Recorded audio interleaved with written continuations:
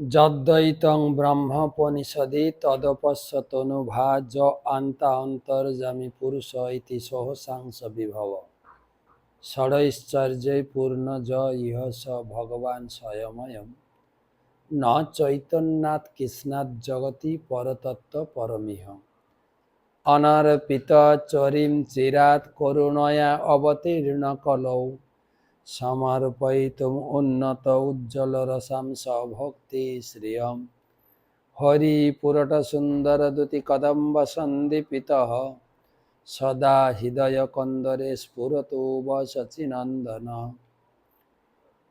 জয় শ্রীকৃষ্ণ চৈতন্য প্রভু নিত্যানন্দ শ্রী অদ্বৈত গদাধর শ্রীবাসাদি শ্রী গৌর ভক্তবৃন্দ নমো বিষ্ণুপাদায় কৃষ্ণপ্রেষ্ঠায় ভূতলে শ্রীমতে ভক্তিবেদান্ত স্বামিনিতি নামিনে নমস্তে সারস্বতী দেবে গৌরবাণী প্রচারিণে নির্বিশেষা শূন্যবাদী পাশ্চাত্যদেশতারিণে হরে কৃষ্ণ কৃষ্ণ কৃষ্ণ হরে হরে হরে রাম রাম রাম হরে হরে।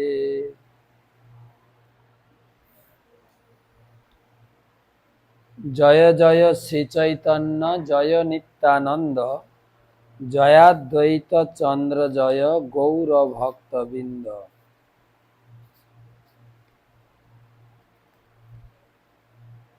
কৃপা গুণৈর্য কুগৃহান্দ কূপাৎ উদ্ধৃত্য ভঙ্গ্যা রঘুনাথ দাসম নস্য স্বরূপে বিদেয়ন অনন্তরঙ্গম শ্রীকৃষ্ণ চৈতন্য মমু প্রপদ্যে।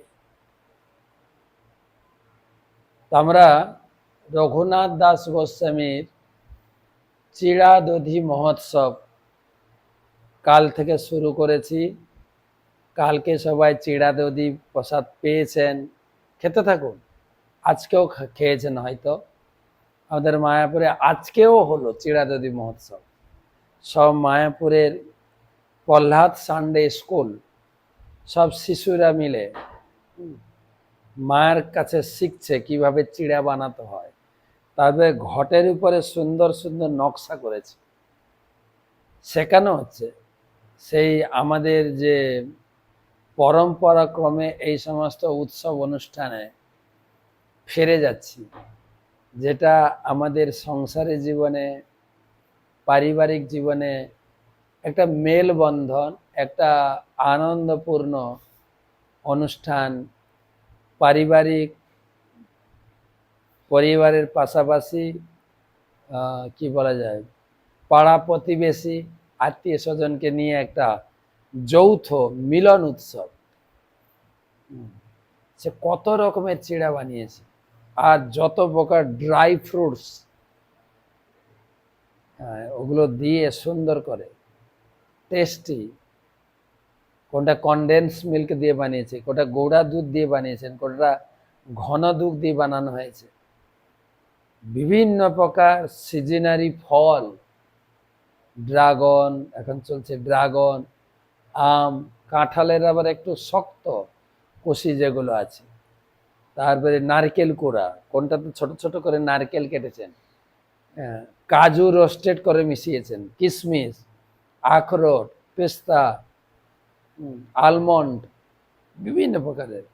আরও তো দেশ বিদেশি যত ফ্রুটস, মায়াপুরে মোটামুটি দেশি বিদেশি ফল পাওয়া যায়, ড্রাই ফ্রুটস পাওয়া যায়। আবার অনেকে কলকাতা থেকে অর্ডার করে নিয়ে এসে শুধু শিশুদের পানিহাটি উৎসব। তো সেই জন্য আমরা পানিহাটি উৎসবটা বই থেকে পড়ে আস্বাদন করব। 300-র উপরে মনে হয় 315টা না কত শ্লোক আছে। এই পুরো 329টা শ্লোক আছে। কালকে আমরা 80টা শ্লোক পড়েছি, আজকে পড়ব। কালকে তো স্নান যাত্রা, কালকে স্নান যাত্রা, জগন্নাথের একটা কথা বলতেই হয়। হ্যাঁ, আজকেই আমরা স্নান যাত্রা করলাম হাওড়াতে। আমাদের একটা সেন্টার, তারা রবিবার দেখে লোকজনের উপস্থিতি অনুভব করে তারা আজকে স্নান যাত্রা করে, পূর্ণিমা লেগে গেছে, স্নান যাত্রা করলেন। এই এখনই ক্লাসের পরে শিয়ালদা দৌড়াবো, হাওড়াতে আছি এখন, শিয়ালদা দৌড়াবো ট্রেন ধরে 11:30, 11:23 না কত ট্রেন আছে, ট্রেন ধরে চলে যাব মালদা। মালদা থেকে প্রায় 1 ঘন্টা 20 মিনিটের রাস্তা, প্রায় 60 কিলোমিটার রাস্তা যাব কালিয়াগঞ্জ। কালিয়াগঞ্জে কালিয়া ঠাকুরের আবির্ভাব, জগন্নাথ স্নান যাত্রা হবে কালকে, স্নান যাত্রা, তারপরে রথের পরিকল্পনা মিটিং ওখানে 30 তারিখ, তারপরে 30 তারিখের রাত্রেই ট্রেন ধরে চলে যাব ত্রিপুরা। এই আজকে মায়াপুর থেকে বেরিয়ে এসেছি, এই ঘুরতে থাকবো 1 মাস, ঘুরে টুরে আবার মায়াপুরে আসবো হয়তো রথের পরে, রথ শেষ করে। তো সেই জন্য চিড়া দধির টেস্ট লেগে আছে, যদি আজকে কমপ্লিট না হয় পড়া, পরশুদিন পড়বো, কেন কালকে তো স্নান যাত্রা, পরশুদিন আবার। আমি এটা পড়ছি, দেখেন আমার যে কাহিনীগুলো বলি বইতে লেখা আছে, বিশেষ করে চৈতন্য চরিতামৃতটা এত মধুর, বাংলায় লেখা তো, অন্যান্য শাস্ত্র সব সংস্কৃতে, চৈতন্য তো বাংলায় এবং পয়ার ছন্দে, এবং এটা একটা লীলা, কোনো দর্শন বেশি নেই, লীলা। মহাপ্রভুর জীবনী চরিত, মহাপ্রভু করুণা করে বাংলায় আবির্ভূত হয়ে বঙ্গবাসীদের বিশেষ কৃপা করে গেছে। তাই সারা বিশ্বে দেখা যায় বাংলায় ভক্ত বেশি, পশ্চিম বাংলায়, পূর্ব বাংলায় ভক্ত বেশি, মহাপ্রভুর ভক্ত। তো শুরু করা যাক, আমরা 81 শ্লোক থেকে শুরু করব। প্রথমে গুরুদেবের চরণে প্রণাম করে তার আশীর্বাদ প্রার্থনা করি। নম ওং বিষ্ণুপাদায় কৃষ্ণ পৃষ্ঠায় ভূতলে শ্রীমতে জয় পতাকা স্বামী নীতি নামিনে নম আচার্য পাদায় নিতাই কৃপা প্রদায়িনে গৌরকথা ধামদায় নগর গ্রাম তারিনে। তো ঘটনা আমরা কদ্দূর পড়েছিলাম, এখানে যত ভক্ত আছে, নিত্যানন্দ প্রভু তিনি গাছের গোড়ায় পিণ্ডার উপরে একদম সোজা জ্যোতির্ময় হয়ে বসে আছেন। তাকে কেন্দ্র করে বিভিন্ন সিনিয়র ভক্তরা মণ্ডলী, তারপরে মণ্ডলী, তারপরে মণ্ডলী, প্লাস নদীর পাড়ে যারা জায়গা পায়নি তারা নদীর জলে নেমে গেছে। প্রত্যেকের হাতে 2টো করে মাটির হোলনা, যাতে একটাতে আছে দুগ্ধ চিড়া, ঘন দুধ দিয়ে মাখানো চিড়া, আর একটাতে আছে দহি চিড়া, দই দিয়ে মাখানো চিড়া, তাতে বিভিন্ন প্রকারের ফল, 2টো ভাণ্ডেই চাপা কলা, চিনি, সন্দেশ, কাঁঠাল, আম, লিচু, সিজনারি ফল, আম, কাঁঠাল, কি বলে, কলা, কলা বলতে মর্তমান কলা। তো সবাই 2টো করে ভাঁড় ধরে বসে আছে, কেউ খাওয়া শুরু করেনি। আর তখন নিত্যানন্দ প্রভু ধ্যান করে মহাপ্রভুকে নিয়ে এলেন। মহাপ্রভু এসে গেছেন, মহাপ্রভু এসেছেন, সব ভক্ত দর্শন করতে পারেননি, কিছু কিছু ভক্ত উপলব্ধি করতে, দেখতে পাচ্ছে মহাপ্রভু এসছেন। যেই মহাপ্রভু এসছেন, নিত্যানন্দ প্রভু মহাপ্রভুকে নিয়ে সবার কাছে গেছেন, আর প্রত্যেক হাঁড়ি থেকে একটু চিড়া নিয়ে মহাপ্রভুকে খাওয়ায়, মানে 2টো করে ভাঁড় সবার হাতে, সব চিড়া মহাপ্রভুকে ভোগ লাগানো হয়েছে, আর মহাপ্রভু একটু চিড়া নিয়ে নিত্যানন্দকে খাওয়ায়। এই যে কে কি করছে এরা খুব বুঝতে পারছে না। আমি 78 থেকে পড়ছি। মহাপ্রভু আইলা দেখি নিতাই উঠিলা, তারে লইয়া সবার চিড়া দেখিতে লাগিলা, সকল কুণ্ডির হল্লার চিড়া এক এক গ্রাস, মহাপ্রভুর মুখে দেন করি পরিহাস। হাসি মহাপ্রভু আর এক গ্রাস লইয়া তার মুখে দিয়া খাওয়ায় হাসিয়া হাসিয়া। এই মতো নিতাই বলে সকল মণ্ডলে দণ্ডাইয়া রঙ্গ দেখে বৈষ্ণব সকলে। সবাই তো মহাপ্রভুকে দেখতে পাচ্ছে না, সবাই দেখছে নিত্যানন্দ সবার কাছে যাচ্ছে, কি যে করছে কেউ বুঝতে পারছে না। এই যে চিড়া নিয়ে মহাপ্রভু খাওয়াতে, এটা তো সবাই দেখতে পাচ্ছে না, সবাই দেখছে নিতাই সবার কাছে যাচ্ছেন, সবার চিড়া দেখছে। কি করিয়া বেড়াই ইহা কেহ নাহি জানে, মহাপ্রভুর দর্শন পায় কোন ভাগ্যবানে। সবাই দেখতে পায়নি মহাপ্রভুকে। তবে হাসি নিত্যানন্দ বসিলা আসনে, চারি কুণ্ডি আড়ুয়া চিড়া রাখিলা ডাহিনে। আড়ুয়া আড়ুয়া চিড়া দেন, আড়ুয়া আড়ুয়া ভাত, সিদ্ধ ভাত, দু রকম আমাদের চালের ভাত হয়, সিদ্ধ চালের ভাত, আতপ চালে। এই আতপ চালকে বলে আড়ুয়া, আতপ চালের চিড়াকে বলে আড়ুয়া চিড়া। কিছু কিছু পূজারী ব্রাহ্মণ তারা শাস্ত্রের উদ্ধৃতি দিয়ে বলেন ভগবানকে সিদ্ধ চাল ভোগ লাগে না, আড়ুয়া আতপ চাল ভোগ দিতে হয়, কেননা ওটা প্রথমবার সিদ্ধ হচ্ছে। আর সিদ্ধ ভাতটা সিদ্ধ চালের, তার মানে একবার রান্না হয়ে আবার রান্না হচ্ছে, আর আতপ চালটা এই প্রথমবার রান্না হচ্ছে। তো নিত্যানন্দ প্রভু ঘুরে টুরে 4টা আতপ চালের চিড়া ভাঁড় রাখলেন, আর আসন দিয়া মহাপ্রভুরে তাহা বসাইলা, দুই ভাই তবে চিড়া খাইতে লাগিলে। 4টা কুণ্ড কেন? 2টো মহাপ্রভু, 2টো নিত্যানন্দ প্রভু। তো নিজেরা খাওয়া শুরু করেছেন, তখন ঘোষণা দিয়েছেন আজ্ঞা দিলা হরি বলি করহ ভোজন, হরি হরি ধ্বনি উঠি ভরিল ভুবন। এটা শিষ্টাচার। আমরা তো ছোট বড় এখন প্রায় ভুলেই গেছি, কে আগে বসে খাবো। এই শিষ্টাচার দেখেন, সবাইকে পরিবেশন করা হয়ে গেছে, কেউ খাচ্ছে না কেন? আমাদের আরাধ্য দেবতা এখানকার সিনিয়র নিত্যানন্দ বাবু খাওয়া শুরু করেনি, তো আমরা কি করে খাবো? এই কালচার এখনো বৃন্দাবনে অনেক জায়গায় আছে কিনা? আমরা রমন নেতি যাবেন, একসঙ্গে বসবেন, পরিবেশন হয়ে যাবে, মন্ত্র হবে, তারপরে যিনি মেন তিনি আজ্ঞা দেবেন এবারে সবাই প্রসাদ পান, তখন পাবে।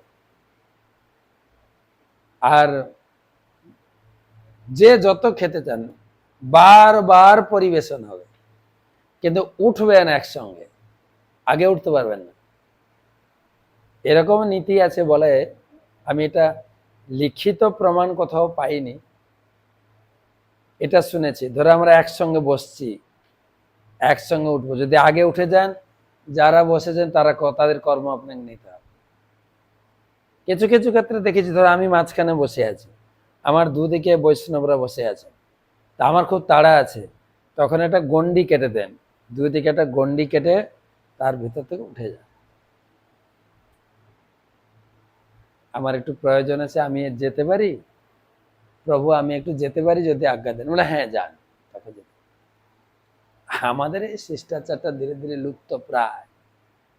একা তো ঠেলাঠেলি করে কে কত আগে বসে খেতে পারি, আর উৎপটাং খাওয়া হয়ে গেলে হাফ খেলাম বা ফেলে টেলে দিয়ে পালিয়ে গেলাম। দেখেন এই শাস্ত্রের পরিপাটি। নিত্যানন্দ বাবু খাওয়া শুরু করলেন, আজ্ঞা দিলেন যে তোমরা হরি ভোজ, হরি হরি নাম করে রাধা কৃষ্ণের গুণগান করতে করতে প্রসাদ পাওয়া শুরু করে।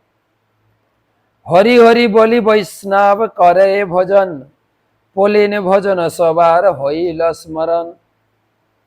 সবার অনুভব হচ্ছে নদীর পাড়ে বসে আমরা যেন সেই বৃন্দাবন লীলায় গোচারণে গিয়ে কৃষ্ণ যেরকম সবাইকে নিয়ে পুলিন ভোজন করতেন, আজকে সেই পুলিন ভোজন হচ্ছে। নিত্যানন্দ মহাপ্রভু কৃপালু উদার, রঘুনাথের ভাগ্যে এত কইলা অঙ্গীকার। নিত্যানন্দ কৃপার প্রভা, নিত্যানন্দ প্রভাব কৃপা জানিবে কোনজন, মহাপ্রভু আনি করায় পুলিন ভোজন। নিত্যানন্দের পাওয়ার দেখেন, কোথায় মহাপ্রভু পুরীতে ছিলেন, তাকে এনে পানিহাটিতে গঙ্গার পাড়ে বসে পুলিন ভোজন করাচ্ছেন। শ্রীরাম দাসাদি গোপ প্রেমাবিষ্ট হইলা, গঙ্গা তীরে যমুনা পুলিন জ্ঞান হইলা।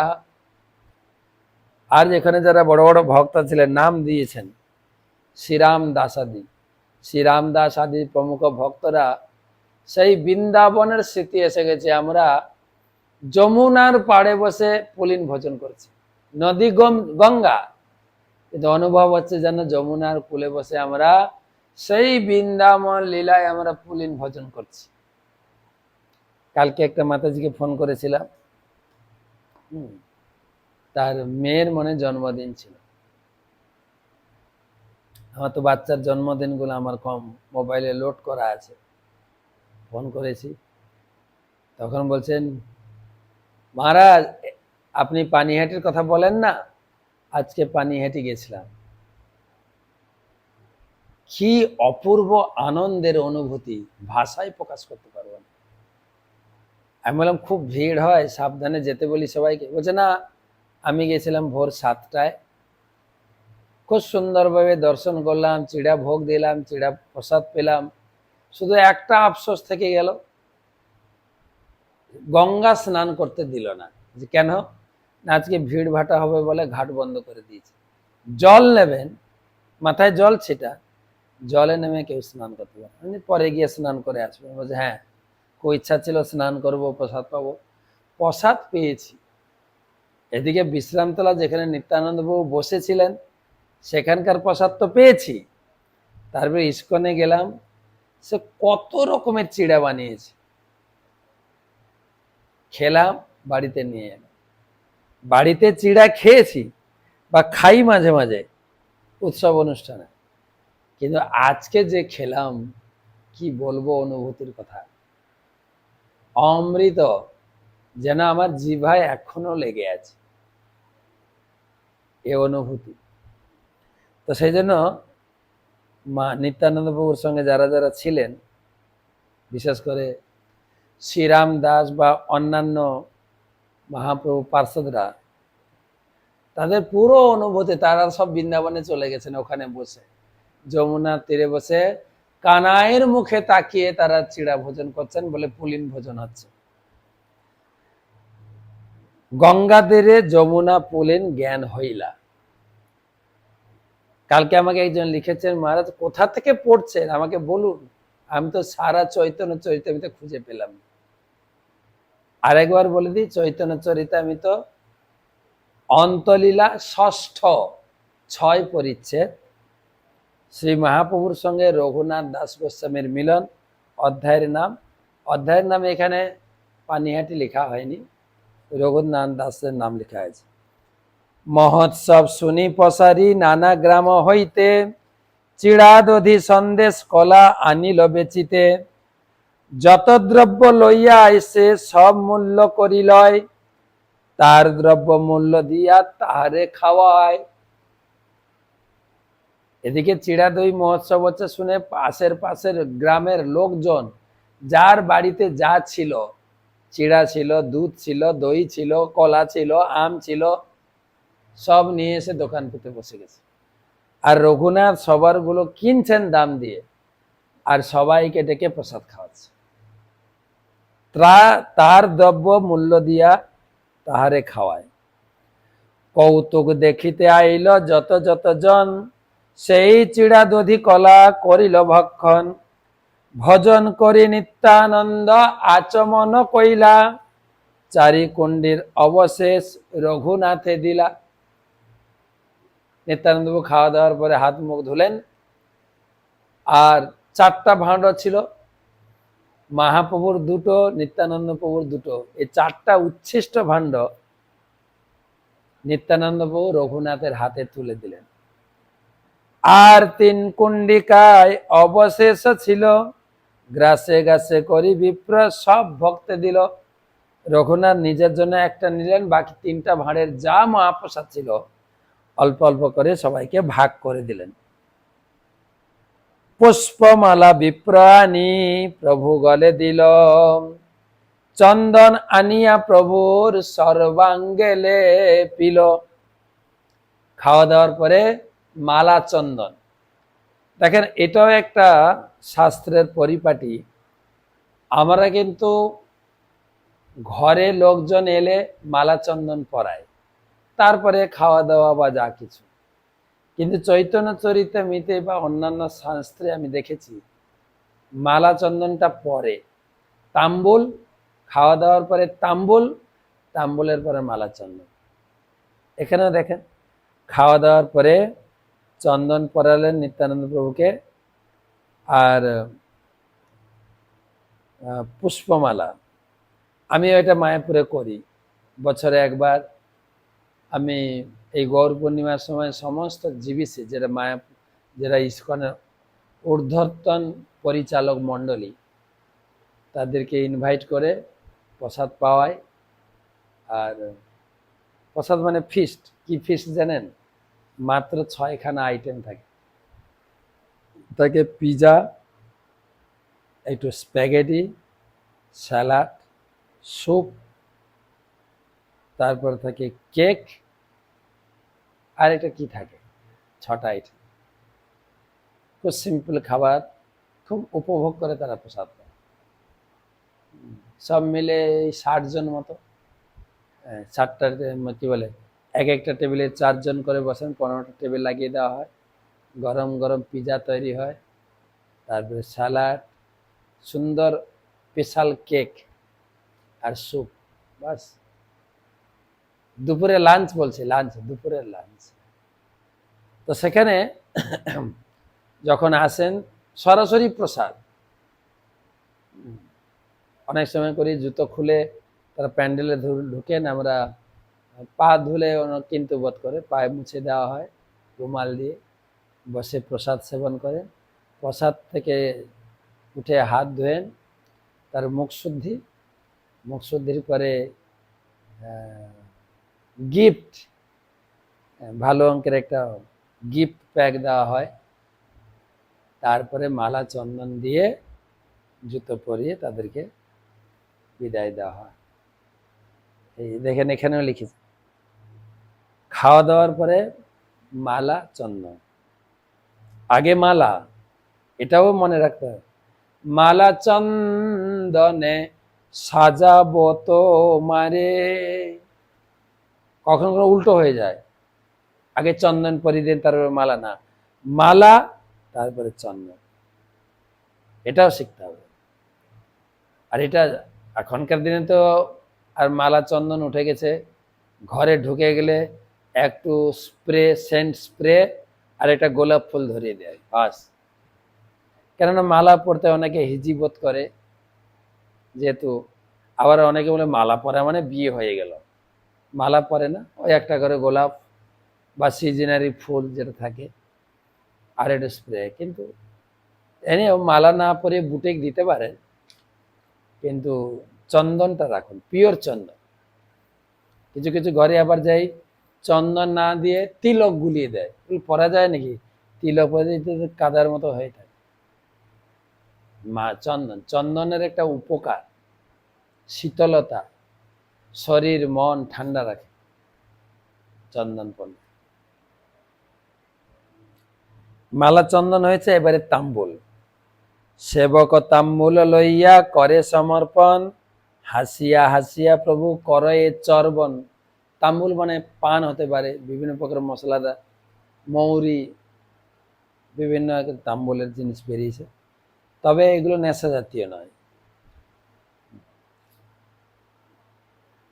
3টা মালা চন্দল তাম্বুল শেষ যে আছিল, শ্রীহস্তে প্রভু তাহা সবাকারে বাঁটি দিল।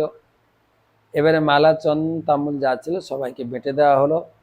আনন্দিত রঘুনাথ প্রভুর শেষ পাইয়া আপনার গণ সহ খাইল বাটিয়া। চারটা মহাপ্রসাদের ভাঁড়, দুটো নিত্যানন্দ প্রভু, দুটো গৌরাঙ্গ মহাপ্রভু। তো একটা রঘুনাথ নিয়েছিলেন, সেটাতে নিয়ে তার বাড়ি থেকে যতজন লোক এসেছিলেন অল্প অল্প করে বেঁটে দিলেন।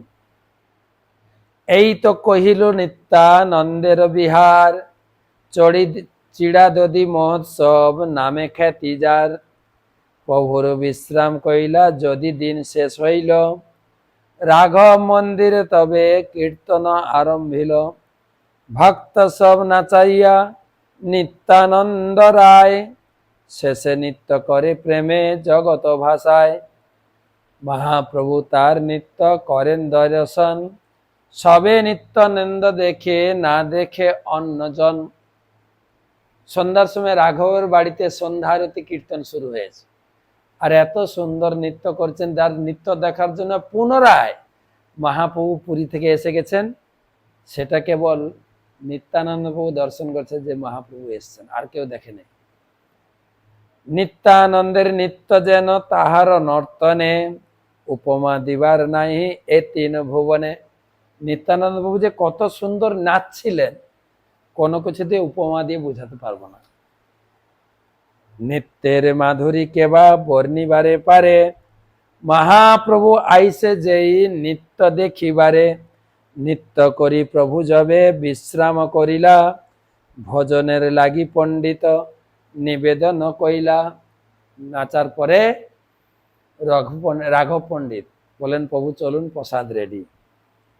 ভজনে বসিলা প্রভু নিজ গণ লইয়া, মহাপ্রভুর আসন ডাহিনে পাতিয়া। নিত্যানন্দ সবসময় তিনি বসলেন, ডান দিকে মহাপ্রভুর জন্য একটা প্লেট, একটা আসন রাখলেন। মহাপ্রভু আসি সেই আসনে বসিল, দেখি রাঘবের মনে আনন্দ বাড়িল। রাঘব দেখতে পেয়েছে আরে মহাপ্রভু এসে গেছেন। নানা প্রকার পিঠা পায়স দিব্য সাল্লান্ন, অমৃত নিন্দয়ে জইছে বিবিধ ব্যঞ্জন। কি রান্না হয়েছিল? শালি ধানের অন্ন, পিঠা, পায়েস, নানা রকম পিঠা। আগে ছিল পিঠা, এখন নাম হয়ে গেছে কেক বার, নতুন নাম। রাঘব ঠাকুরের প্রসাদ অমৃতের সার, মহাপ্রভু যাহা খাইতে আইসে বারবার। মহাপ্রভু বারবার এসে রাঘবের বাড়িতে খেয়ে যান, আজকেও এসেছেন। পাক করি রাঘব যবে ভোগ লাগায়, মহাপ্রভু লাগি ভোগ পিতয়ে বাড়ায়।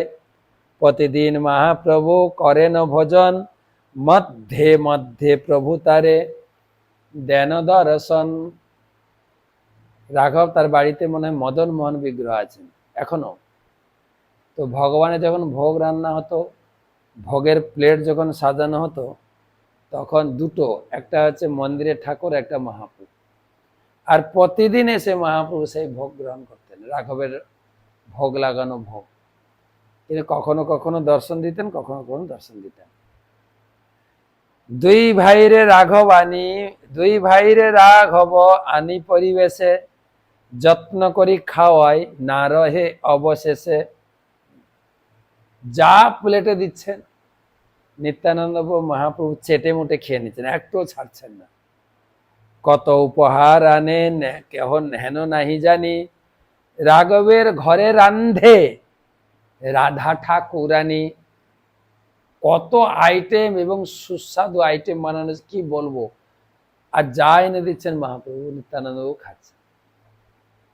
কেন? রাঘবের বাড়িতে খাওয়ারটা অমৃতের মতো টেস্ট হতো। কেন? রাধারানী এসে রান্না করতেন স্বয়ং।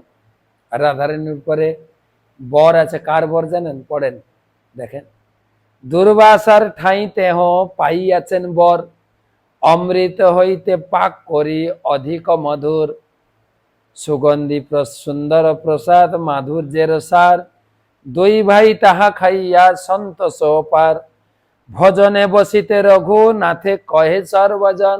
এই রঘুনাথ আসো, বসো। পণ্ডিত কহে ইহা পাছে করিবে ভোজ। রাঘব পণ্ডিত বলছে না না রঘুনাথ এখন বসবে না, এখন না, এখন না, তুমি শেষে খাবে। কেন? শেষে মহাপ্রসাদ পাবে। এটা একটা মনে রাখতে হবে। কিন্তু আগে তো খেতে বসে যান, তার মানে ঠাকুরকে যেরকম ভোগ লাগানো হয় তারপর তো প্রসাদ হয় না, তাহলে আপনার খাওয়ার পর পুরো প্রসাদটা মহাপ্রসাদ হয়ে গেল, আপনার উচ্ছিষ্ট সবাই খাবে সেই বিচার অনুযায়ী। আমাদের গ্রামে একজন পণ্ডিত বলতো সব কথায়, বলে আগে যেও না তো, এত তাড়াহুড়া কিসের? কপালে যদি থাকে তুমি পাবে। সবাইকে খেতে দাও, আমরা সবার শেষে খাবো। আগে গেলে বাঘে খায়, পরে গেলে সোনা পায়। পরে খাও। এইখানে দেখছি রঘুনাথ শেষে খাবেন কেন? সবার উচ্ছিষ্ট শুধু না, নিত্যানন্দ মহাপ্রভুর উচ্ছিষ্ট পাবে। আগে খেয়ে পেলে পাবে না, আগে তো আপনার উচ্ছিষ্ট সবাই খাবে। এটা বাড়িরও পরিপাটি ছিল।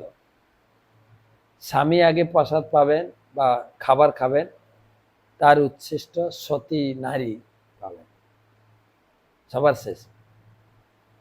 এখন তো একসঙ্গে খায় ফ্যামিলি।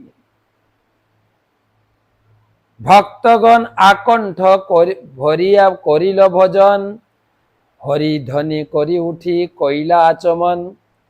ভজন করি দুই ভাই কইলা আচমন, রাঘবানী পরাইল মাল্য চন্দন। বিড়া খাওয়াইলা কইলা চরণ বন্দন, ভক্তগণে দিলা বিড়া মাল্য চন্দন। রাঘবের কৃপা রঘুনাথের উপরে, দুই ভাইয়ের অবশিষ্ট পাত্র দিলা তারে। কহিলা চৈতন্য গোসাই করিয়াছেন ভজন, তার শেষ পাইলে তোমার খণ্ডিবে বন্ধন। রাঘব বললেন দেখো তোমাকে কেন শেষে খেতে বললাম বলে দেখো তো, এই দুই ভাই মহাপ্রভু নিত্যানন্দপুর মহাপ্রসাদ তোমাকে দেব, আর এই মহাপ্রসাদে তোমার যত সংসার বন্ধন আছে, বারে বারে ঘর ছেড়ে পালিয়ে যাও ধরে আনে তোমার বাবা মা, এই বন্ধন তোমার খুলে যাবে, আর কেউ তোমাকে ধরবে না, তুমি অনায়াসে মহাপ্রভুর চরণে পৌঁছে যাবে। সেজন্য কবিরাজ গোস্বামী বলেছেন অতএব লাজ ছাড়ি খাও ঝুটা লাভ। সেই জন্য কোনো প্রকার ঘৃণা লাজ ছেড়ে বৈষ্ণবের উচ্ছিষ্ট খাও, তোমার সংসার বন্ধন ছুটে গিয়ে তিনটা জিনিস পাবে তুমি। বৈষ্ণবের উচ্ছিষ্ট আর বৈষ্ণবের কৃপাতে তিনটা জিনিস লাভ হয়। কি কি?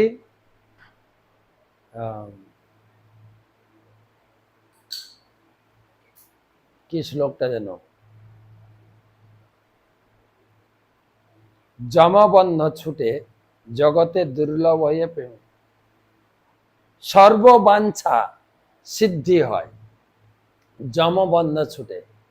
বৈষ্ণবের উচ্ছিষ্ট বৈষ্ণবের কৃপাতে তোমার যত প্রকার বাসনা আছে পূর্ণ হয়ে যাবে, সর্ববাঞ্ছা সিদ্ধি হয় জমবন্ধ ছুটে, জমের বন্ধন থেকে তুমি মুক্তি পেয়ে যাবে। জগতে দুর্লভ হইয়া প্রেম ধন লুটে, আর প্রেম ভক্তি পাবে। তিনটা জিনিস, সংসার বন্ধন ছুটে যাবে, জমের শাস্তি থেকে মুক্তি হবে, আর প্রেম লাভ করো। ভক্ত চিত্তে ভক্ত গৃহে সদা অবস্থান, কভু গুপ্ত কভু ব্যক্ত স্বতন্ত্র ভগবান। আমার বাড়িতে নিত্যানন্দ এবং মহাপ্রভু নিত্য অবস্থান, কখনো ব্যক্ত রূপে দর্শন, কখনো গুপ্ত ভাবে থাকে। সর্বত্র ব্যাপক প্রভুর সদা সর্বত্র বাস, ইহাতে সংশয় যার সেই যায় নাশ। আমি যে বললাম এখানে নিত্যানন্দ এবং চৈতন্য মহাপ্রভু সবসময় অবস্থান করছেন এবং সবকিছু দেখছেন, এটা যদি তোমার বিশ্বাস হয় তোমার তাহলে লাভ। আর বিশ্বাস না করলে, বিশ্বাসে মিলাই বস্তু তর্কে বহুদূর। তো সেদিনটা গেল। এবারে পরে পাতে নিত্যানন্দ প্রভু গঙ্গা স্নান করিয়া, সেই বৃক্ষ মূলে বসিলা নিজ গণ লইয়া। রঘুনাথ দাস আসি কইলা চরণ বন্দন, রাঘব পণ্ডিত দ্বারা কইলা নিবেদন। নিত্যানন্দবাবু স্নান করে গঙ্গার তীরে সেই বট গাছের নিচে বসে আছেন। এদিকে রঘুনাথ রাঘব পণ্ডিতের সঙ্গে কিছু আলোচনা করছেন। কি আলোচনা? অধম পামরময়ী হীন জীবাধম, মোর ইচ্ছা হয় পাম চৈতন্য চরণ। বামন হইয়া যেন চন্দ ধরিবারে চায়, অনেক যত্ন কইনু তাতে কবু সিদ্ধ নয়। যতবার পলাই আমি গৃহাদি ছাড়িয়া, পিতামাতা দুই মরে রাক্ষয়ে বাঁধিয়া।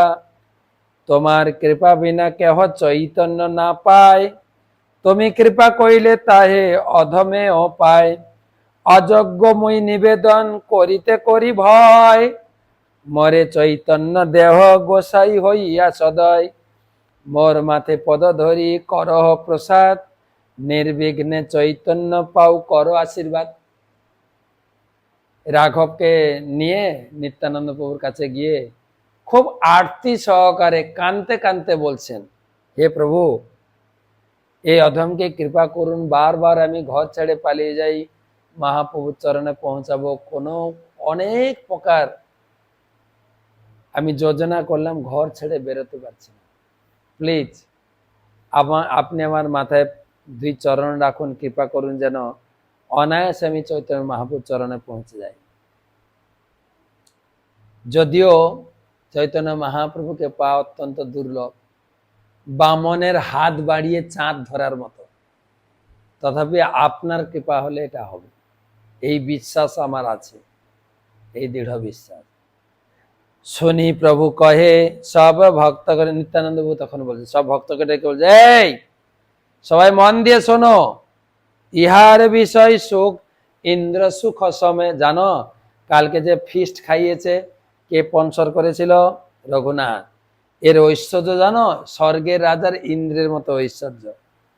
চৈতন্য কৃপাতে সেহ নাহি ভাই মনে, সবে আশীর্বাদ কর পাউ চৈতন্য চরণে। কৃষ্ণ পাদ পদ্মগন্ধ যেই জন পায়, ব্রহ্মলোক আদি সুখ তারে নাহি ভাই। সবাই রঘুনাথের জন্য একবার হরিনাম করো, প্রসাদ পেয়েছ। হরে কৃষ্ণ কৃষ্ণ কৃষ্ণ হরে হরে, হরে রাম রাম রাম। নিত্যানন্দবাবু বলেন, রঘুনাথ, সবাই তোমাকে আশীর্বাদ করেছে, তোমার এখন বন্ধন খুলে যাবে।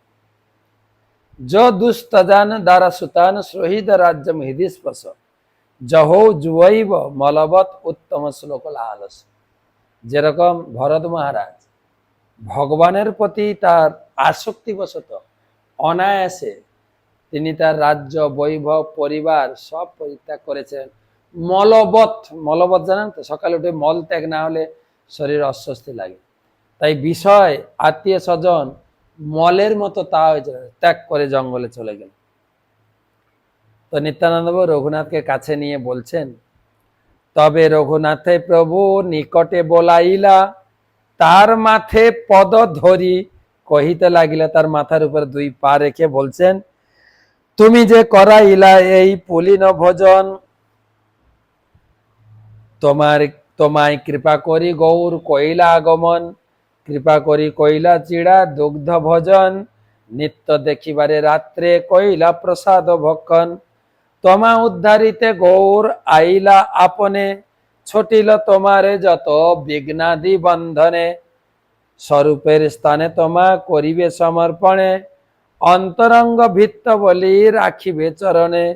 নিশ্চিত হইয়া যাহ আপন ভবন, অচিরে নির্বিঘ্নে পাবে চৈতন্য চরণ। তোমার বন্ধন খুলে গেছে, তুমি অনায়াসে চৈতন্য মহাপ্রভুর চরণে পৌঁছে যাবে, আর চৈতন্য মহাপ্রভু তোমাকে গ্রহণ করবে, দিয়ে স্বরূপের কাছে, স্বরূপের নিয়মে তোমাকে রাখবে। একদম ভবিষ্যৎবাণী করে দিল। প্রসাদ খাইয়েছে না, সবাই কৃপা করেছে তোমার, প্রসাদ খাওয়ালে কৃপা লাভ করা যায়। রূপক গোস্বামী বলেছেন, ভুংতে ভোজয়তে, যত পারেন প্রসাদ খাওয়ান বৈষ্ণবকে, আর আশীর্বাদ নেন, আর ভক্তরা খেয়ে দিয়ে ভালোই তোমার জন্য প্রার্থনা করবে। সব ভক্ত দ্বারে তারে আশীর্বাদ করাইলা, তা সবার চরণ রঘুনাথ বন্দিলা। নিজে তো দুই চরণ মাথায় রাখলা, সবাইকে বলেন এই সবাই রঘুনাথকে আশীর্বাদ করো, রঘুনাথ যাও সবাইকে প্রণাম করো, আশীর্বাদ না। প্রভু আজ্ঞা লইয়া বৈষ্ণবের আজ্ঞা লইলা, রাঘব সহিত নিভৃতে যুক্তি করিলা। যুক্তি করি শতমুদ্রা সোনা তোলা সাথে, নিভৃতে দিলা প্রভুর ভান্ডারীর হাতে। তারে নিষেধিলা প্রভুরে এবে না কহিবা, নিজ ঘরে যাবেন যবে তবে নিবেদিবা। তবে রাঘব পণ্ডিত তারে ঘরে লইয়া গেলা, ঠাকুর দর্শন করাইয়া মালা চন্দন দিলা। ঠিক আছে, এবারে রঘুনাথ দক্ষিণা দেননি তো, ভোজন দক্ষিণা, তাই রঘুনাথকে ডেকে জিজ্ঞাসা করলেন কাকে কত দক্ষিণা দেব। আলাদা আলাদা খামে লেখা হলো দক্ষিণা ভরে তিনি রাঘব পণ্ডিতের হাতে দিয়ে গেলেন, বলে এখন দেবেন না, আমি চলে যাওয়ার পরে দেবেন। কারণ অনেকে দক্ষিণা নিতে চায় না, এর তো নিয়ম, তাই আমার হয়ে আপনি দেবেন। তখন নিত্যানন্দ প্রভুকে ঘরে ডেকে তার পার্শ্বদের ডেকে রঘুনাথ দক্ষিণা দিচ্ছেন। অনেক প্রসাদ দিলা পথে খাইবারে, তবে পুনঃ রঘুনাথ কহে পণ্ডিতেরে, প্রভুর যত মহান্ত ভিত্ত আশ্রিত জন, পুজিতে চাহি আমি সবার চরণ।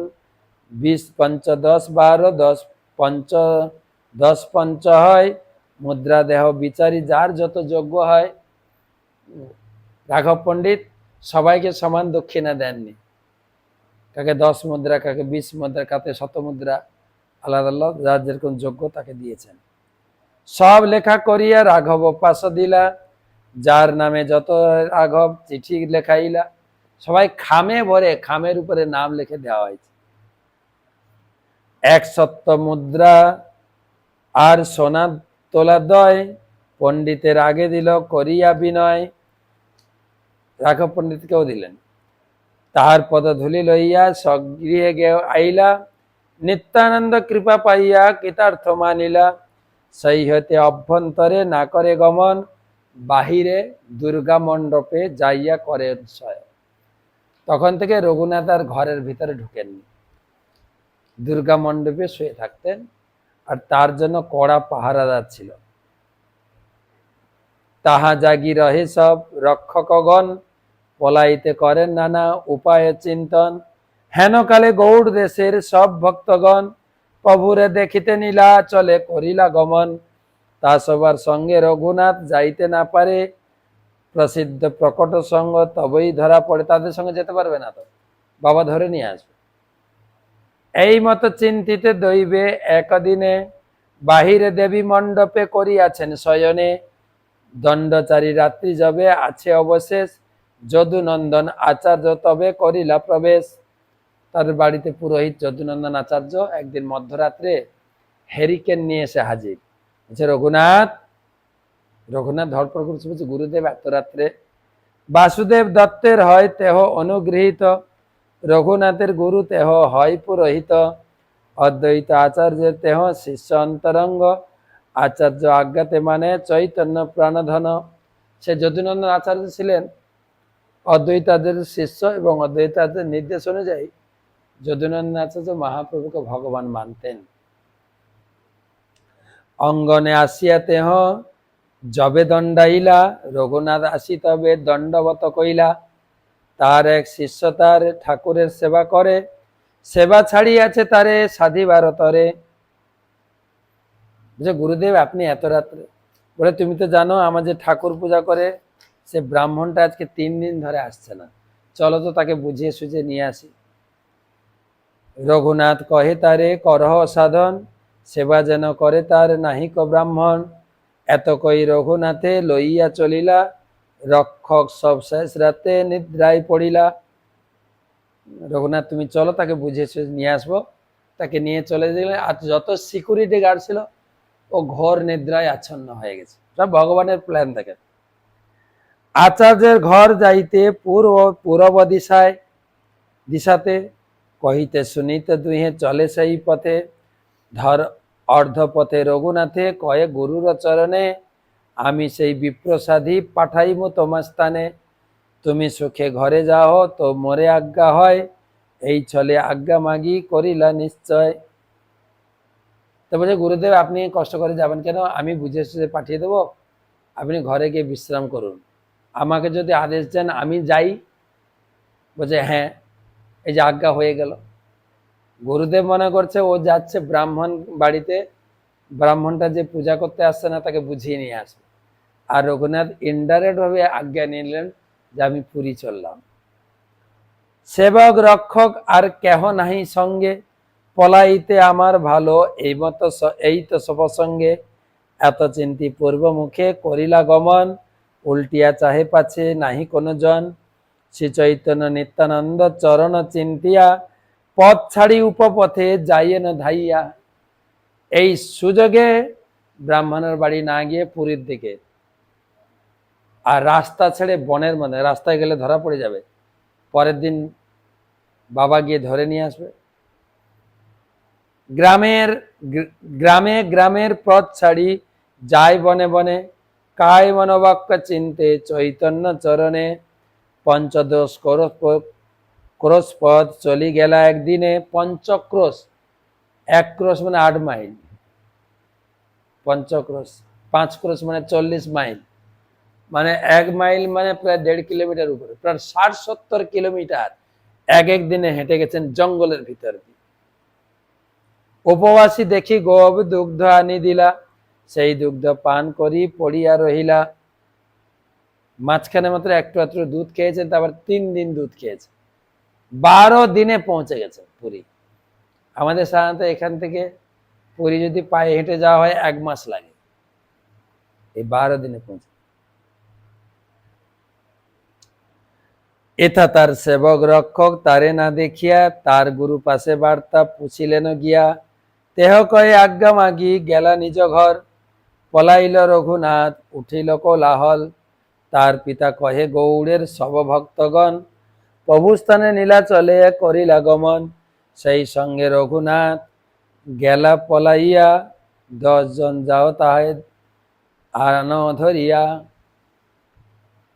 পরের দিন সকালে দেখে রঘুনাথ নেই, কোথায় গেল কোথায় গেল। ব্রাহ্মণকে ডেকে জিজ্ঞাসা করছেন ঠাকুর মশাই রঘুনাথ কোথায়, বলতো আমার সঙ্গে গেছিল সেই ব্রাহ্মণটার বাড়িতে। আর তখন কোলাহল হয়েছে, রঘুনাথ তো পালিয়ে গেছে। সব কান্নার রোল। বাবা 10 জন লোক পাঠিয়েছে, দেখো সেই যে ভক্তরা পুরী যাচ্ছে তাদের কাছে গিয়ে দেখো রঘুনাথকে ফিরিয়ে নিয়ে আস। চিঠি লিখে দিয়েছেন হিরণ্য মজুমদার, আমার রঘুনাথকে ফেরত পাঠাবে। শিবানন্দকে চিঠি লিখেছেন, আর 10 জন লোক পাঠিয়েছে। শিবানন্দে পত্রে দিল বিনয় করিয়া, আমার পুত্রের তুমি দিবা বাহুড়িয়া, প্লিজ আমার পুত্রকে ফেরত পাঠিয়ে দাও। ঝাঁকড়া পর্যন্ত গেলা সেই 10 জনে, ঝাঁকড়াতে পাইল গিয়া বৈষ্ণবগণে। ঝাঁকড়া আমাদের পরম পূজ্য গৌরাঙ্গ মহারাজ বলেন, ঝাঁকড়া হচ্ছে এই চন্দ্রকোনা, মেদিনীপুরের চন্দ্রকোনার আশেপাশে গান ঝাঁকড়া। আমি অবশ্য যাইনি, গৌরাঙ্গ মহারাজ আমি 2 বার গেছি, ওখানে আমাদের নামহট্ট প্রচার হচ্ছে। পত্রে দিয়া শিবানন্দে বার্তা পুছিল, শিবানন্দে কহে তেহ এথা না এইল। শিবানন্দকে চিঠি দিয়ে বলছে রঘুনাথকে ফেরত দাও। শিবানন্দ বলছে রঘুনাথ তো আমাদের সঙ্গে আসেনি তো। বাহুড়িয়াতেই 10 জন আইল ঘর, তার মাতা পিতা হইল চিন্তিত অন্তর। এথা রঘুনাথ দাস প্রভাতে উঠিয়া, পূর্ব মুখ ছাড়ি চলে দক্ষিণ মুখ হইয়া। ছত্রভোগ পার হইয়া ছাড়িয়া সরান, কুগ্রাম দিয়া দিয়া করিল প্রয়াণ। ছত্রভোগ মানে 24 পরগনা জেলার ছাড়খাড়ি গ্রাম নামক স্থান। জয়নগর ও মজিরপুর নামক প্রসিদ্ধ 2টি গ্রামের সন্নিকটে অবস্থিত ছত্রভোগ। ভক্ষণ অপেক্ষা নেই সমস্ত দিবস গমন, ক্ষুধা নাই বাধে চৈতন্য চরণ প্রাপ্তে মন। কভু চর্মন কভু রন্ধন কভু দুগ্ধ পান, ঘরে যেই মিলে তাহে রাখে নিজ প্রাণ। 12 দিনে চলি গেলা শ্রী পুরুষোত্তম, পথে 3 দিন মাত্র করিলা ভোজন। 3 দিন মাত্র খেয়েছেন, 12 দিনে পুরী পৌঁছে গেছে। স্বরূপাদি সহজ বই গোসাই আছেন বসিয়া, হেনকালে রঘুনাথ মিলিল আসিয়া। অঙ্গনেতে দূরে রহে করেন প্রণিপাত, মুকুন্দ কহে এই আইল রঘুনাথ। দূর থেকে মহাপ্রভুকে প্রণাম করছেন। মহাপ্রভুকে ভক্তরা বললেন রঘুনাথ এসে আপনাকে প্রণাম করছে। প্রভু কহেন আইসতে হ ধরিল চরণ। উঠি প্রভু কৃপায় তারে করিল আলিঙ্গন। তাকে কাছে ডেকলেন, কাছে এসে রঘুনাথ মহাপ্রভুকে দণ্ডবত করলেন। মহাপ্রভু একদম চরণ মাথায় দিয়ে দিলেন, তারপরে তাকে তুলে আলিঙ্গন করলেন। স্বরূপাদি সব ভক্তের চরণ বন্দিলা। প্রভু কৃপা দেখি সবে আলিঙ্গন কইলা। প্রভু কহে কৃষ্ণ কৃপা বলিষ্ঠ সভা হইতে। তোমারে কাড়িল বিষয় বিষ্ঠা গর্ত হইতে। মহাপ্রভু বলছেন যে কৃষ্ণ তোমাকে সংসার থেকে কেড়েছেন। তখন বিষয় বিষ্ঠা, এই বিষয় যত বিষ্ঠা না পায়খানার বিষ্ঠার মতো বিষ, তো কৃষ্ণ তোমাকে বিষয় থেকে উদ্ধার করেছে। রঘুনাথ মনে কহে কৃষ্ণ নাহি জানি, তবা কৃপা কাড়িল আমা এই আমি জানি। প্রভু কহেন তোমার পিতা জ্যাঠা দুইজনে। চক্রবর্তী সম্বন্ধে হাম আজা করি মানে। চক্রবর্তীর দুহিয়ে হয় ভাতৃরূপ দাস। অতএব আমি তারে করি পরিহাস। তোমার বাপ জ্যাঠা বিষয় বিষ্ঠা গর্তের ক্রীড়া। সুখ করি মানে বিষয় বিষের মহাপীড়া। তোমার বাবা জ্যাঠা বিষয়ের বিষ্ঠা গর্তে পড়ে গেছে আর জ্বালা অনুভব করছে। যদ্যাপি ব্রাহ্মণ্য করে ব্রাহ্মণের সহায়। শুদ্ধ বৈষ্ণবে নয় হয় বৈষ্ণব প্রায়। তোমার বাপ যেটা খুব বৈষ্ণবদের ব্রাহ্মণদের সম্মান করে, কিন্তু পুরো বৈষ্ণব হয়নি, বৈষ্ণব প্রায়। তথাপি বিষয়ের স্বভাব করে মহা অন্ধ। সেই কর্ম করাই যাতে হয় ভববন্ধ। হেন বিষয় হইতে কৃষ্ণ উদ্ধারিলা তোমা। কহনো না যায় কৃষ্ণ কৃপার মহিমা। রঘুনাথের ক্ষীণতা মালিন্য দেখিয়া। স্বরূপের কহেন প্রভু কৃপার্থ চিত্ত হইয়া। এই রঘুনাথে আমি সর্পিল তোমারে। পুত্রভিত্ত রূপে তুমি করো অঙ্গীকারে। তিন রঘুনাথ হয় আমার গণে। স্বরূপের রঘু আজি হইতে ইহার নামে। তিনজন রঘুনাথ, রঘুনাথ ভট্ট, রঘুনাথ দাস আর একজনকে রঘুনাথ আছে। তোমার নাম হবে স্বরূপের রঘু। এত কই রঘুনাথের হস্ত ধরিলা। স্বরূপের হস্তে তারে সমর্পণ কইলা। স্বরূপ কহে মহাপ্রভুর যেই আজ্ঞা হইল। এত কহি রঘুনাথে পুনঃ আলিঙ্গেল। চৈতন্যের ভক্ত বাৎসল্য কহিতে না পারি। গোবিন্দের কহে রঘুনাথ দয়া করি। পথে ইহা করিয়াছেন বহুত লঙ্ঘন। কতদিন কর ইহার ভালো সন্তর্পণ। রঘুনাথে কহে যাইয়া কর সিন্ধু স্নান। জগন্নাথ দেখি আইস কর ভজন। এত বলি প্রভু মধ্যাহ্ন করিতে উঠিলা। রঘুনাথ দাস সব ভক্তরে বন্দিলা মিলিলা। রঘুনাথে প্রভুর কৃপা দেখি ভক্তগণ। বিস্মিত হইয়া করে ভাগ্য প্রশংসন। রঘুনাথ সমুদ্রে যাইয়া স্নান করিলা। জগন্নাথ দেখি পুনঃ গোবিন্দ পাশ আইলা। প্রভুর ভক্ত অবশিষ্ট পাত্র গোবিন্দ তারে দিল। আনন্দিত হইয়া রঘুনাথ প্রসাদ পাইল। আজকে এই পর্যন্ত রাখি। 212 পর্যন্ত পড়লাম, আর একদিন ক্লাস করব। এখানে রহিল গ্রন্থের অমৃত লহরী। বদনে বলুন সবে হরি হরি বল। মূলত চৈতন্য চরিতামৃত যার নেই পড়ুন, আর যার আছে পড়ুন, যার নেই অর্ডার করে নেন। এখন চৈতন্যের উপরেও ভালো অফার চলছে, ভাগবত আর চৈতন্য দুটার নিয়ে রাখুন। যত পড়বেন তত আনন্দ পাবেন।